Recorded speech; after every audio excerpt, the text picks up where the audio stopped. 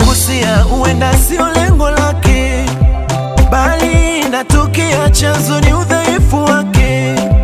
Nipo ninavumilia nafasi nyingine kwake, iwe kwa mvua na jua vitafika mwisho wake. Ingawa na washukuru kwa vijembe mnavyonipa, msiseme sana kakufuru kukosea kupo jama. Tiba usidhuru, tibia palipo shaka, kurukaruka kakunguru si jambo ninalotaka. Atabadilika, yatakwisha, ameshajifunza kwa makosa. Atabadilika, yatakwisha, ameshajifunza kwa makosa.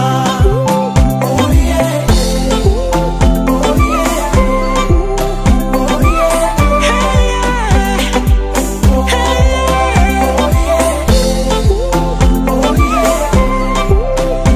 yeah, penzi hujengwa na mapungufu yetu, kupishana mara nyingi ndo kujifunza kwetu.